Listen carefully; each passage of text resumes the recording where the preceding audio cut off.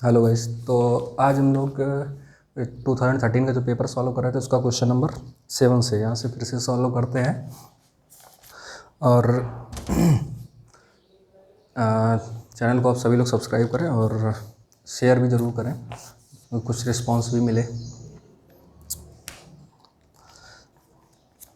ठीक है, तो हम लोग स्टार्ट करते हैं क्वेश्चन नंबर 7 से।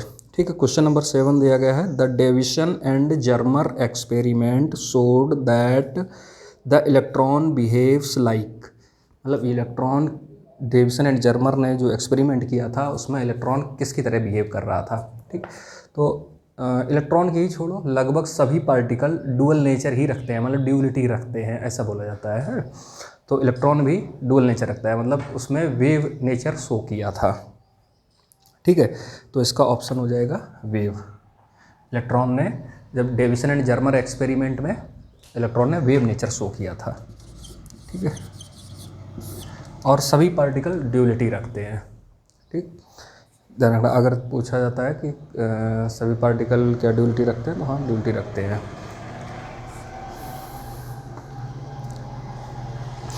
अगला क्वेश्चन है, 3 रेजिस्टेंस दिए गए हैं।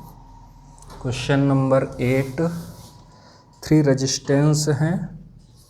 8 नंबर में 3 रेजिस्टेंस दिए गए हैं, 12 ओम, 12 ओम, 6 ओम, 12 ओम, 12 ओम एंड 6 ओम के 3 रेजिस्टेंस दिए गए हैं, are connected in parallel. Parallel combination है, मतलब कनेक्टेड पैरेलल है। ठीक, तो इक्विवेलेंट रेजिस्टेंस विल बी, ये पूछा गया है। तो पैरेलल है तो इस तरह से कनेक्ट हो गए होंगे, और एक ये। ठीक है, तो ये लो इधर से ये 3, 12, 12, 6। ठीक है, हम लोग जानते हैं इन तीनों को इक्विवेलेंट अगर निकालेंगे तो 1 अपॉन करके निकाला जाता है। तो 1 अपॉन आर इक्वल टू, तीनों ही पैरेलल हैं, तो 1 upon 12 plus 1 upon 12 plus 1 upon 6। ठीक है, तो अगर इन दोनों को सॉल्व करें तो देखो ये 1 अपॉन 12, 1 अपॉन 12 मतलब हो जाएगा 2 अपॉन 12। ठीक, तो 2 अपॉन 12 का मतलब हो जाएगा 1 अपॉन 6।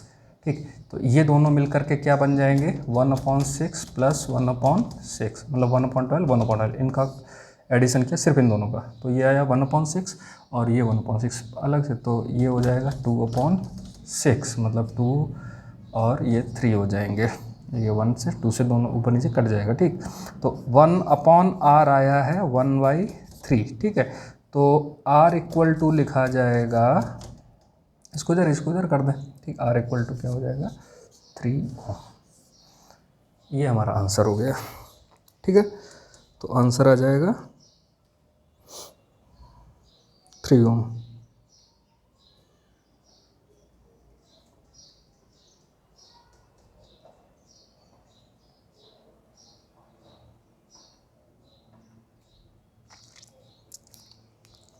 पता नहीं इसमें क्या क्या दिया गया है। ठीक है, चलो अपना ये आंसर, इसका कितना हो जाएगा, 3 ओम। ठीक, अच्छा नेक्स्ट क्वेश्चन है, इसको मिटा देते हैं।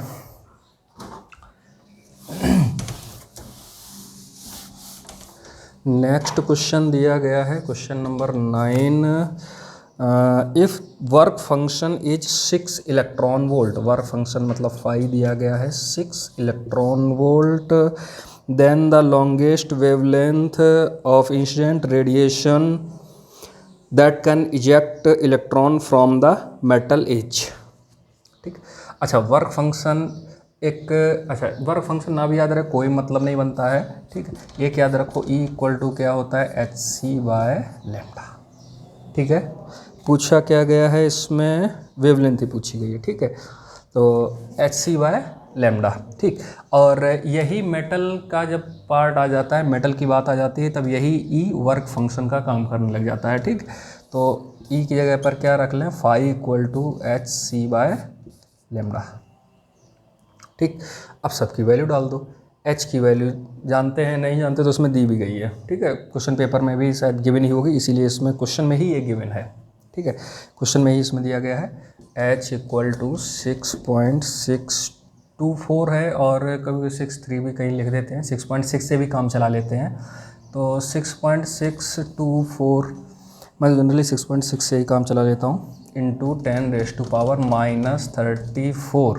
ठीक है, ये h हो गया, c हो जाता है 3 × 10⁸ और लैम्डा फाइंड करना है, e अपने को ये दिया गया है। ठीक है, तो hc की वैल्यू अगर इलेक्ट्रॉन वोल्ट में देखें तो ये हो जाती है लैम्डा = hc/e हो जाएगा, और hc की वैल्यू इलेक्ट्रॉन वोल्ट में आ जाती है 12400 अप्रॉक्स में। वैसे 375 होती है, लेकिन अप्रॉक्स लगा देते हैं तो इसमें 12400 रहता है। ठीक, 12400/e, e लिख रहे हैं, चाहे फाइल चाहो तो फाई लिख दो, क्योंकि e ही तो फाई है। ठीक है, तो इसकी वैल्यू डाल देते हैं। ठीक, तो यहाँ पर जो लैम्डा है ये तुम्हारा एंगस्ट्रॉम में ही निकलेगा। ठीक, और ऑप्शन भी एंगस्ट्रॉम में ही दिए गए हैं। ठीक है, तो फाई = 6 इलेक्ट्रॉन वोल्ट, 6 रख दिया, तो इससे इसको डिवाइड करा देते हैं, 0 और 20 हो जाएगा, और ये हो जाएगा 40, 6 जगह 36, 4 फिर 6.67 ऐसे आएगा आंसर। ठीक, तो 27 का एक ऑप्शन है, ये अप्रॉक्स में ही रहेगा।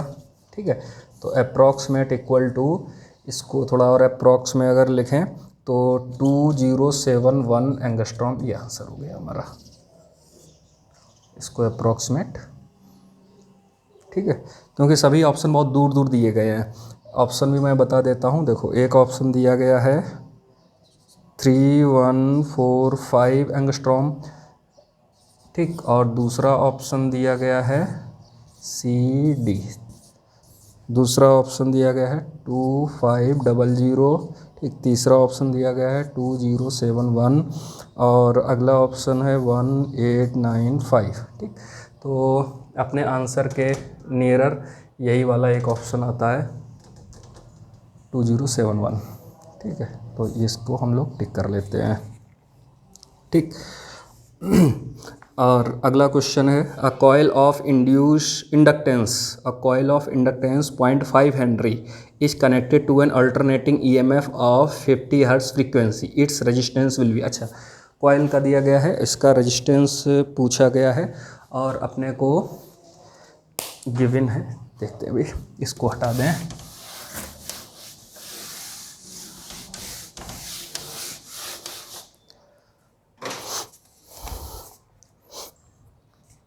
किधर गया, ये है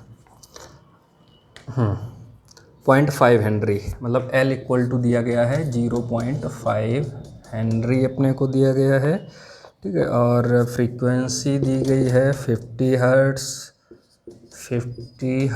दी गई है, और कॉइल है तो इसका रेजिस्टेंस पूछा गया। अल्टरनेटिंग करंट में जो रेजिस्टेंस निकलता है वो XL होता है। ठीक है, XL = लिखा जाता है ω/L। और कैपेसिटर अगर हो तो उसको बोलते हैं कैपेसिटेंस। ठीक है, कैपेसिटिव रिएक्टेंस, इसको बोलते हैं इंडक्टिव रिएक्टेंस। ठीक, और कैपेसिटर के लिए बोला जाता है कैपेसिटिव रिएक्टेंस, उसको XC से डिनोट करते हैं उसके रेजिस्टेंस को। ठीक है, ये देखो प्योर रजिस्टर थोड़ी होते हैं, इंडक्टर रजिस्टर तो है नहीं, ना ही कैपेसिटर रजिस्टर है, लेकिन थोड़ा सा अपोज करता है, रेजिस्टेंस की तरह बिहेव करता है, रेजिस्टेंस बनने की कोशिश करता है, इसलिए इसमें कुछ थोड़ा सा रेजिस्टेंस निकल आता है। ठीक है,